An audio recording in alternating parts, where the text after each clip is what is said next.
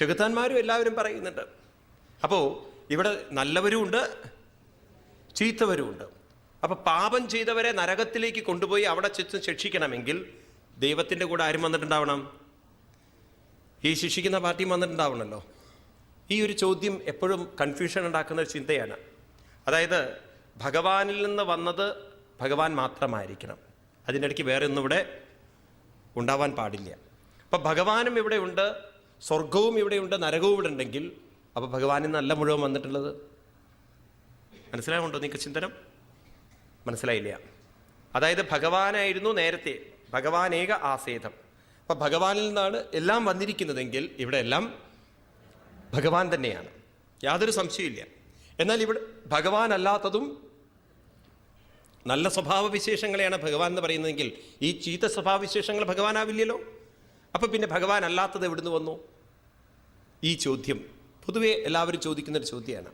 നമ്മുടെ പൂർവികന്മാർക്ക് ഇതിന് വളരെ ശാസ്ത്രീയമായ ഉത്തരം പറഞ്ഞു തരാനുണ്ട്, വളരെ ശാസ്ത്രീയമായിട്ട്. എന്താണത്? നമുക്ക് അതിലേക്ക് കടക്കുമ്പോൾ ഞാൻ കൂടുതൽ വീണ്ടും വിസ്തരിക്കാം. ഏതായാലും ഭഗവാൻ ഉയർന്നു വരുന്ന സമയത്ത് ആര് തടുത്തു? ഒരു രാക്ഷസൻ വന്നു തടുത്തു. ഭഗവാൻ എന്ത് ചെയ്തു? ജഗാനരുന്ദാനം അസഹ്യ വിക്രമം സലീലയേപം മൃഗരാടിവംബസി തൽ രക്തമംഗാങ്കിത കണ്ടതുണ്ടോ യഥാ ഗജേന്ദ്രോ ജഗതിം വിബിന്ധൻ.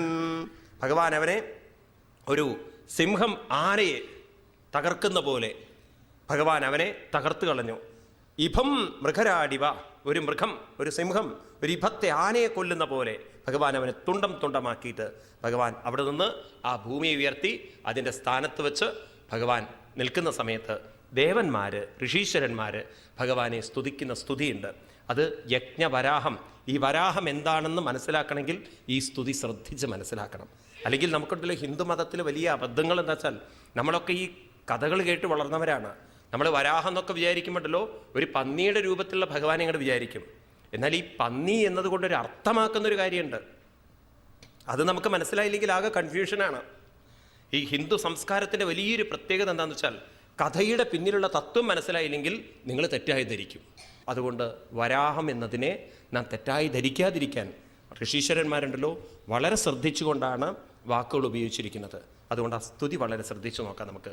ഋഷയൗചു ജിതം ജിതം തേ അജിതയജ്ഞഭാവന ത്രയം തനും സ്വാം പരിദുന്നതേ നമ യരോമകർത്തേഷു നിലല്യുത നീ നിലില്യുധാര തസ്മൈ നമ കാരണസൂഖരാത്മതേ. ജിതം ജിതം അജിത യജ്ഞഭാവന ത്രയീതനും ത്വാം. ത്രയീ എന്ന് പറഞ്ഞാൽ വേദത്തിൻ്റെ തനു, വേദസ്വരൂപനായിരിക്കുന്ന അങ്ങയ്ക്ക് ഭഗവാനെ പരിധുന്വനേതമ. പരിധുന്വൻ എന്ന് പറഞ്ഞാൽ സർവത്ര നിറഞ്ഞിരിക്കുന്ന അങ്ങ് ആരാണ്? യജ്ഞഭാവന. ആരാണ്?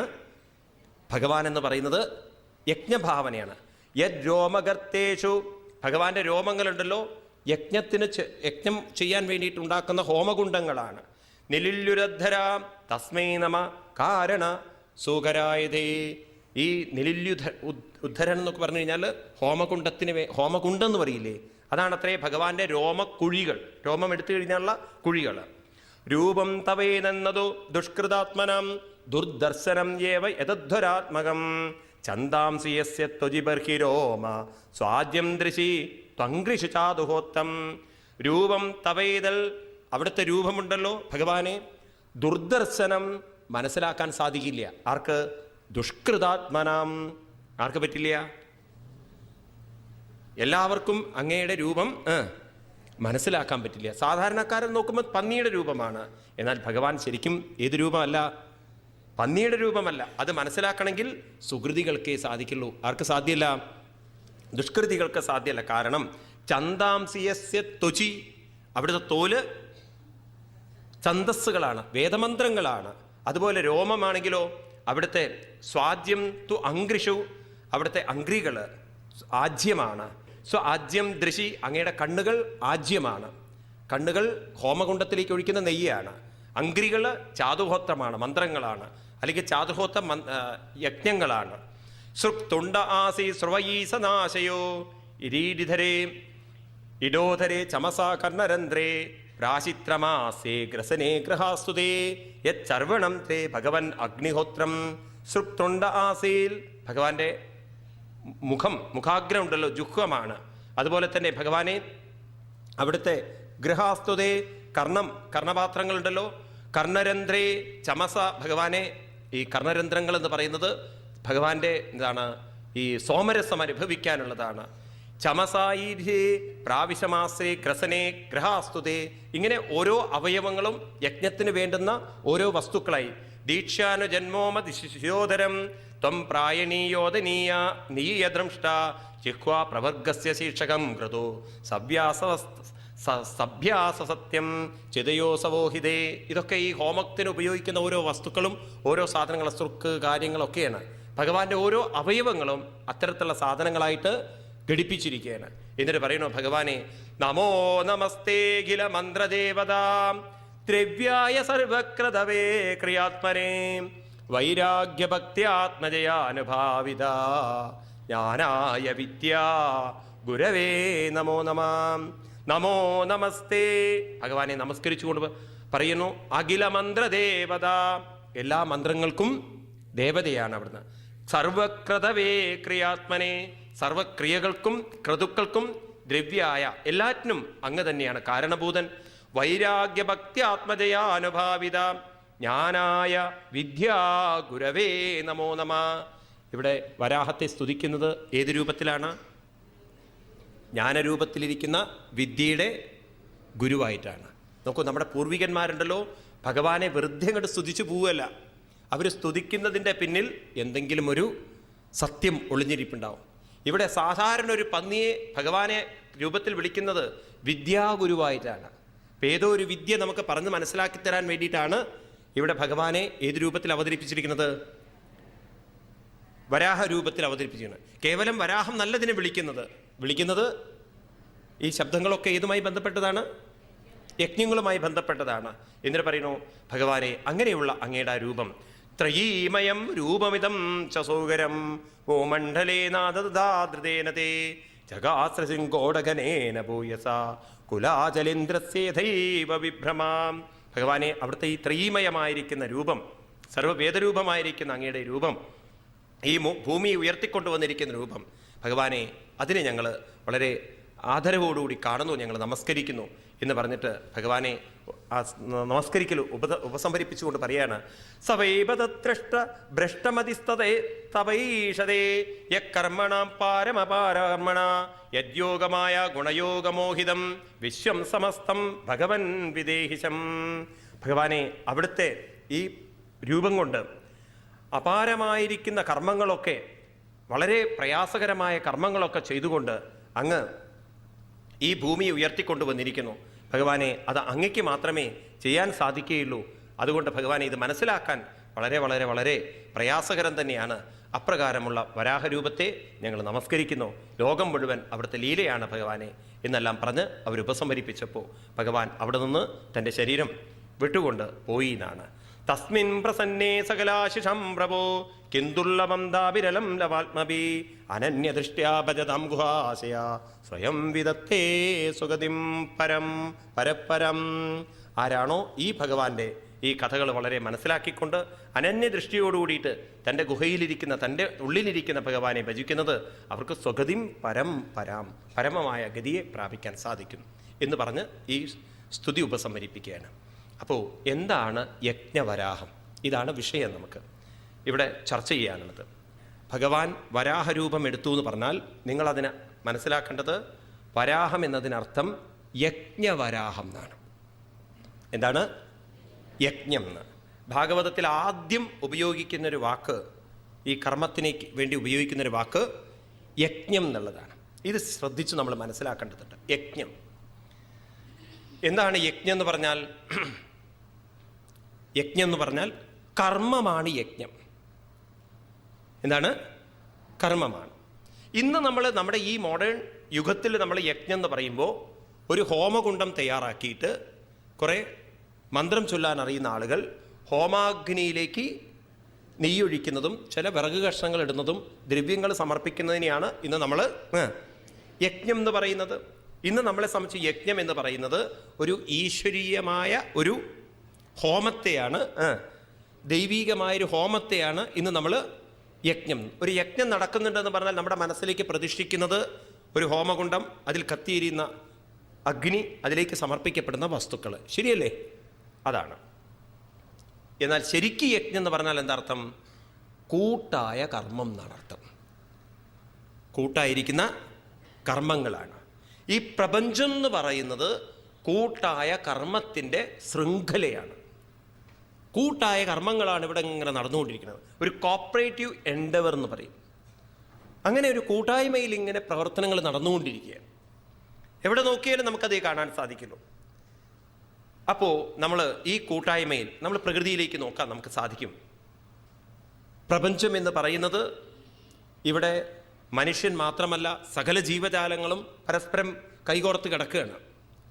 നമുക്ക് ജീവിക്കാൻ, ഈ ശരീരത്തിന് നിലനിൽക്കാൻ ആഹാരം വേണം, വെള്ളം വേണം, അഗ്നി വേണം, വായു വേണം, ഈ സാധനങ്ങളൊക്കെ വേണം. ഇവർ കൂട്ടായി സഹകരിച്ചില്ലെങ്കിൽ ഈ ശരീരത്തിന് നിലനിൽക്കാൻ പറ്റുമോ? അപ്പോൾ ഒരു കൂട്ടായ കർമ്മം നമ്മളിൽ നടക്കുന്നുണ്ട്. ഇനി നമ്മുടെ ശരീരത്തിലേക്ക് നോക്കൂ, അവിടെയും ഒരു കൂട്ടായിട്ടുള്ളൊരു പ്രവർത്തനം നടക്കുന്നില്ലേ? ശ്വാസം അകത്തേക്ക് വരുന്നു, ആ ശ്വസിക്കുന്ന ശ്വാസത്തിൽ ഒരു അംശം ദഹിക്കാൻ പോകുന്നു, പിന്നീട് കുറച്ച് ശ്വാസം വായു ബ്ലഡിലേക്ക് കയറുന്നു, ശരീരം മുഴുവൻ വ്യാപരിക്കുന്നു, മലമൂത്രങ്ങളെ തള്ളിക്കളയാൻ വേണ്ടിയിട്ട് അവിടെ നിൽക്കുന്നു. അതുപോലെ തന്നെ ഓരോ അവയവങ്ങളിലേക്ക് നോക്കിക്കഴിഞ്ഞാലും അവർ കിട്ടുന്ന ഭക്ഷണം ദഹിപ്പിക്കുന്നു, അതിനെ സെഗ്രിഗേറ്റ് ചെയ്യുന്നു, അവിടുന്ന് രക്തമാക്കി ഓരോന്നാക്കി തിരിച്ചുവിടുന്നു. രക്തം ശുദ്ധമാവുന്നു, അശുദ്ധമാവുന്നു, അതിനെ ശുദ്ധീകരിക്കുന്നു. കിഡ്നി അവിടെ അതിൻ്റെ പ്രവർത്തനം നടത്തുന്നു. ഇങ്ങനെ നോക്കിക്കഴിഞ്ഞാൽ എല്ലാവരും കൂടി ചേർന്ന് ഒരു കൂട്ടായ പ്രവർത്തനം ശരീരത്തിൽ നടക്കുന്നത് കൊണ്ടാണ് ഈ ശരീരത്തിന് നിലനിൽക്കാൻ സാധിക്കുന്നത്. അപ്പോൾ യജ്ഞം എന്ന് പറഞ്ഞാൽ ആദ്യത്തെ അർത്ഥം കൂട്ടായ കർമ്മം എന്നാണ്. ഇനി ഇവരൊക്കെ ചെയ്യുന്നത് എന്താണ്? ഇവർ എടുക്കുന്നു, എടുത്തതിനെ അവർ മറ്റുള്ളതിലേക്ക് പങ്കുവെക്കുന്നു. അതാണ് ഇവിടെ ചെയ്യുന്നത് മുഴുവൻ. എടുക്കുക, പങ്കുവെക്കുക. They take it and they give it. അവരൊന്നും എടുത്തു വെക്കുന്നില്ല, എടുത്തു വെച്ചാലും അവർ വീണ്ടും കൊടുക്കുന്നുണ്ടത്. ഇങ്ങനെ നിൽക്കുന്നു ഈ പ്രപഞ്ച വ്യവസ്ഥയെങ്കിൽ, ഒന്നുകൂടി ഞാൻ അതിലേക്ക് പ്രവേശിച്ചുകൊണ്ട് നമുക്ക് കൂടുതൽ മനസ്സിലാക്കാൻ നമ്മൾ ഗീതയിലേക്കും കടക്കാം. ഏതായാലും ഇതിനെ നമ്മൾ ബേസിക്കലി ഒന്ന് മനസ്സിലാക്കാം. അപ്പം നമ്മൾ ഓക്സിജൻ എടുക്കുന്നു, എന്നിട്ട് നമ്മൾ കാർബൺ ഡൈ ഓക്സൈഡ് കൊടുക്കുന്നു. ചെടികളോ അവരതെടുത്തിട്ട് ഓക്സിജൻ നമുക്ക് തരുന്നു. ഇതുപോലെ നമ്മൾ കൃഷിപ്പാടത്ത് വളങ്ങൾ കൊണ്ടുപോയിടുന്നു, നമുക്ക് ചെടികൾ വിത്തും ധാന്യങ്ങളും തുടങ്ങിയിട്ടുള്ള സാധനങ്ങൾ തരുന്നു. ഇതുപോലെ നമ്മൾ പശുവിന് പുല്ല് തുടങ്ങിയിട്ടുള്ള സാധനങ്ങൾ കൊടുക്കുന്നു, നമുക്ക് വേണ്ട പാല് തുടങ്ങിയത് കിട്ടുന്നു. ഇവിടെ ഒരു കാര്യം നമുക്ക് കാണാൻ സാധിക്കും, കൊടുക്കുകയും എടുക്കുകയും, അല്ലെങ്കിൽ എടുക്കുകയും കൊടുക്കുകയും. പ്രപഞ്ച വ്യവസ്ഥ എന്ന് പറയുന്നത് ഈ കൂട്ടായ പ്രവർത്തനം എന്ന് പറഞ്ഞാൽ അർത്ഥം എടുക്കുകയും ഇതിനെയാണ് ഷെയറിങ് ആൻഡ് കെയറിങ് എന്ന് പറയുന്നത്. Sharing and caring. അങ്ങനെ പ്രപഞ്ചം അങ്ങനെ മുന്നോട്ട് പോവുകയാണ്, എടുക്കുകയും കൊടുക്കുകയും. നമ്മൾ ഇനി ഒന്നുകൂടി വിശാലമായി ചിന്തിച്ചു കഴിഞ്ഞാൽ, സൂര്യകിരണം നീരാവിയായിട്ട് വെള്ളത്തെ എടുക്കുന്നു, അതിനെ വീണ്ടും ആകാശത്തിലെത്തിയിട്ട് താഴേക്ക് കൊടുക്കുന്നു, തിരിച്ചു കൊടുക്കുന്നു. ഭൂമി അതിനെ സ്വീകരിക്കുന്നു, അതിനെ പുഴയായി അരുവിയായി അതിനെ കൊടുക്കുന്നു.